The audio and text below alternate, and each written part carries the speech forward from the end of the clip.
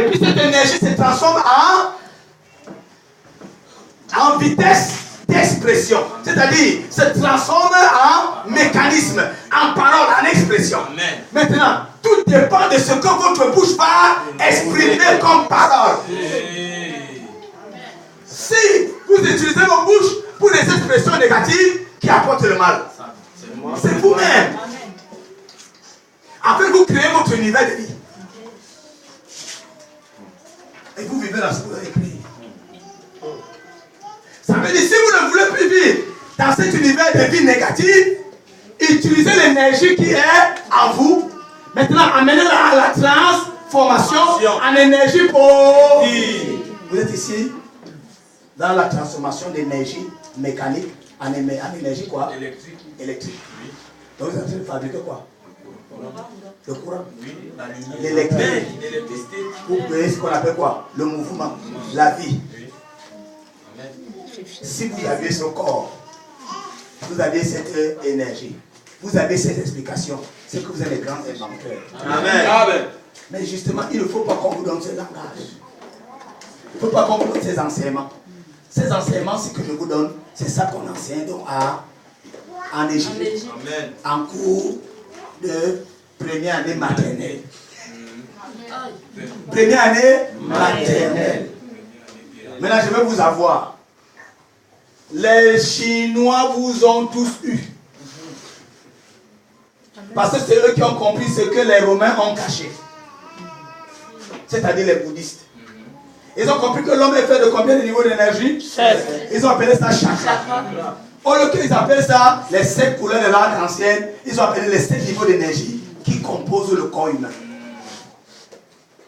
C'est la semaine prochaine qu'on va voir le corps humain. Voilà. Et les niveaux d'énergie qui sont dans le corps humain. Amen. Si vous venez au cours, vous aurez les formes. Amen. Si vous ne venez pas au cours, ce n'est pas mon problème. Les 7 niveaux d'énergie partent du frontal. Ou encore.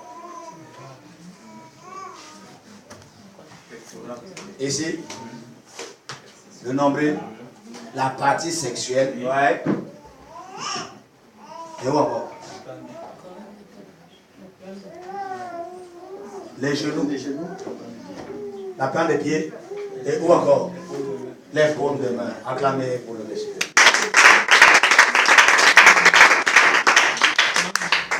Amen. Amen. Donc, si vous connaissez donc ces niveaux d'énergie, vous savez que vous ne pouvez donc pas les utiliser n'importe comment sans savoir comment utiliser votre corps.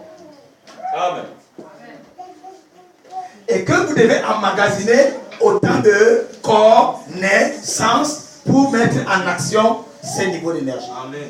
D'accord? Amen. Vous avez vu le phénomène qui se produit quand on priait. D'accord? Vous avez compris qu'en fait les gens ne tombaient pas parce qu'ils voulaient. Et qu'ils ont même résisté. Amen. Mais ils savent pas ce qui les a fait tomber. D'accord? Ça veut dire qu'on a produit quoi? Une parole. Et puis, qui est devenu quoi? Qui s'est multiplié. Et qui s'est transformé en énergie. Allez, très bien. Qui s'est transformé en énergie dynamique. Donc la parole sur la parole. Et vous insistez, ça amène une réaction. Donc vous comprenez qu'en vous, vous êtes des petits dieux, mais vous ne savez pas utiliser ce que Dieu vous a donné.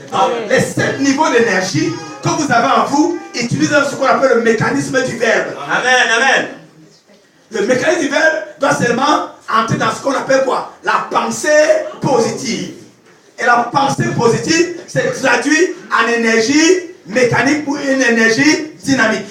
La dynamique, c'est quoi? C'est le nombre de paroles accumulées dans une chaleur qui produit ce qu'on appelle un courant, qu'on appelle un feu. Amen. Et ce feu sort maintenant par l'agitation de la main ou par quelque chose. Amen. Vous produisez donc une parole qui apporte une réaction. Amen. En fait, vous venez de créer quelque chose. Amen. Donc, ça, c'est le cours de commencer à éduquer les enfants à la maternelle pour savoir ce qu'ils ont comme un potentiel. Amen. C'est vrai. D'accord, maintenant. Amen. Si c'est ce cours qu'on vous donne dans vos églises, c'est que vous êtes loin. Amen. Mais on a tout fait pour te faire adorer un Dieu étranger. Voilà, sur le poteau. Sur le poteau.